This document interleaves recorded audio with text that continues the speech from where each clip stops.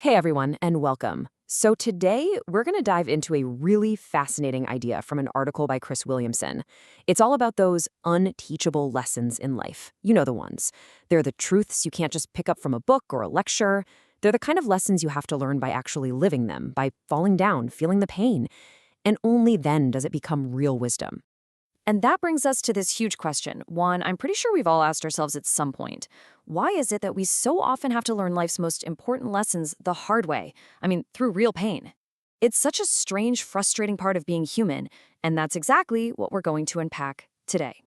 And look, we're not talking about some deep, mysterious secrets of the universe here. We're talking about the clichés, the advice that's so common you might just roll your eyes when you hear it. You know, stuff like money can't buy happiness, or fame won't fill that void inside you.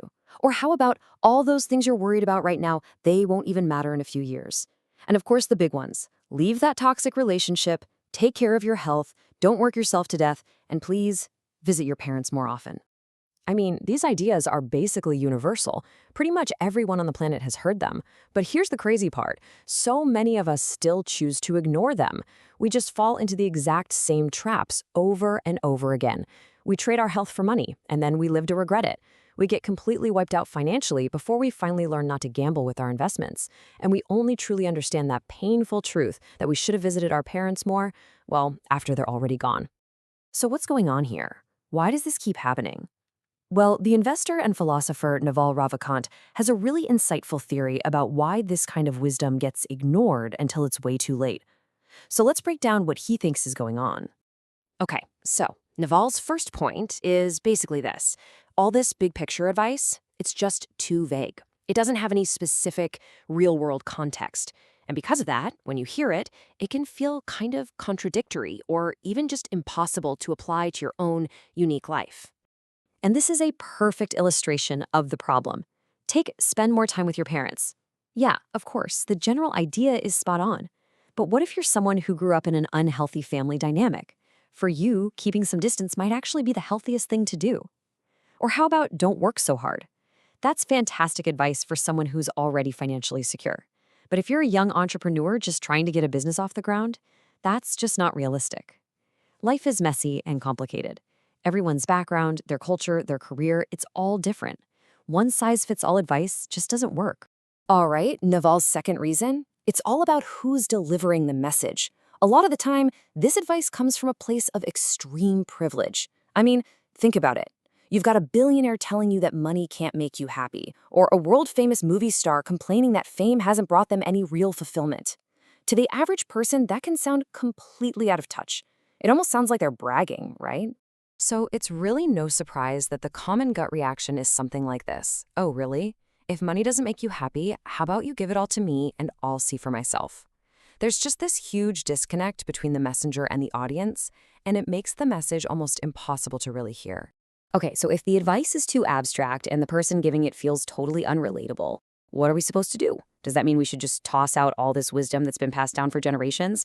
Not at all. Naval actually suggests a really practical way to take these big, broad truths and turn them into something you can actually use in your own life. So here's Naval's approach. First, you just humbly accept this inherited wisdom, but you see it for what it is, a general guide, like a big map that points in a certain direction. Then the important part, you have to look closely at your own life and your unique situation. And finally, you have to recarve those general truths into a version that is tailored specifically for you. So let's go back to that classic money can't buy happiness. Instead of just dismissing it, you recarve it. You acknowledge that, yeah, money is important. It solves a lot of problems. But you realize it's not the only ingredient for happiness. It's more like happiness is a recipe. It needs a balance of health, relationships, passion, and financial stability. So maybe for you, the recipe is 40% relationships, 30% health, 20% passion, and 10% money. But for your neighbor, it's totally different. The old wisdom gives you the ingredients, but you have to figure out the right proportions for yourself. But here's a really interesting thought.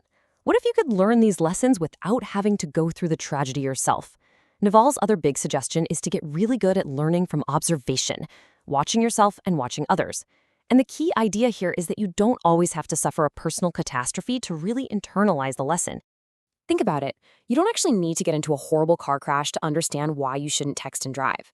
You see a news story about a tragedy caused by someone looking at their phone, and you instantly become more aware. You realize, wow, risking a life to answer a message is just unbelievably stupid. Or maybe you hear about someone your own age who passes away suddenly. It makes you stop and think, what were their habits? Did they smoke? Did they burn the candle at both ends? And in that moment, you are struck by just how fragile life is. Those moments of reflection can change your behavior and your priorities in an instant. And this is exactly what Naval means when he says, once you see the essence of things, you can never unsee it. These moments of clarity, these lessons learned just by paying attention, can be every bit as powerful as the ones learned through direct, painful experience. You know, at the end of his article, Chris Williamson writes something that's just beautiful. He says that when you've fallen into one of life's potholes and you finally pull yourself up, covered in dirt, you look up and see someone else not too far away, also covered in their own scars. And in that moment, there is this silent understanding that passes between you, a kind of resonance that only people who've been thoroughly beaten up by reality can really feel. It's a pained, knowing smile that says you've both learned the same lesson, the same hard way. This image immediately made me think of a song by Eason Chan called Bitter Gourd. Now, the song is sometimes called Half a Life Gourd, and it's because of this idea in the lyrics when you can finally appreciate the complex, bittersweet taste of a bitter gourd. Well, it might mean that half your life is already behind you. It's just a perfect metaphor for these lessons that take so long to learn. The song paints this amazing scene.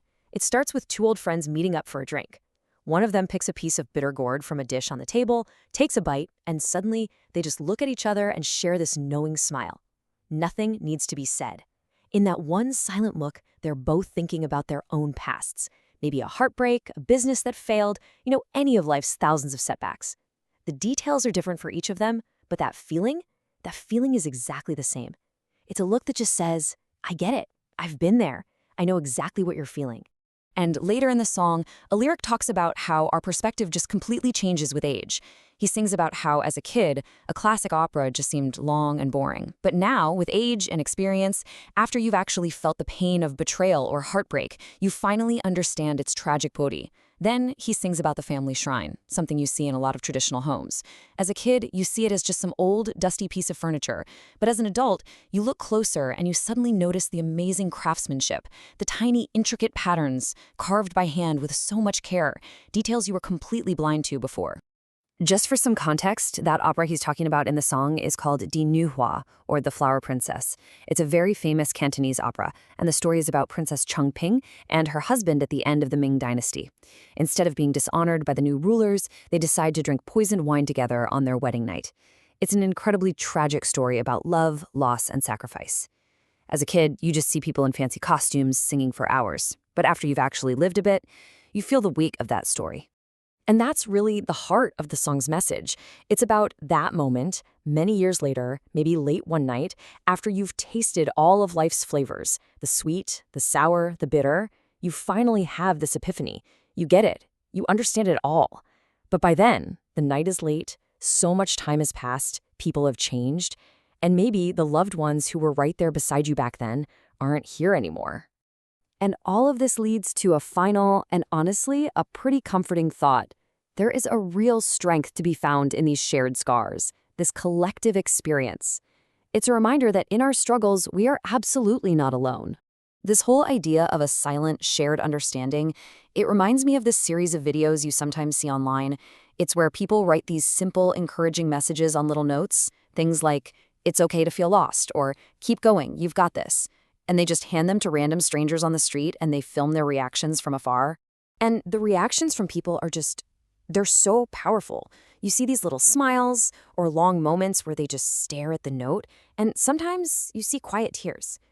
It's such a powerful reminder that the lessons we learn in our private pain are actually universal. Everyone is fighting a battle you know nothing about, and that shared experience is what connects us, even to a complete stranger. And that realization, it's also a powerful reminder for ourselves, especially when we're in the middle of learning one of those really painful lessons. It's a reminder to rest, to recharge. Because maybe the ultimate wisdom behind all of this is that everything, the good stuff and the bad stuff, it's all temporary. As the old saying goes, this too shall pass. So that's where we'll leave it for today, but I want to leave you with a question to think about. Maybe it's a song, a movie, a taste, like black coffee, Or maybe it's one of those old cliches you used to hate. What is the bitter gourd in your own life? What's that one experience or lesson that was once painful, but that you have finally, truly learned to appreciate? Thanks for joining me.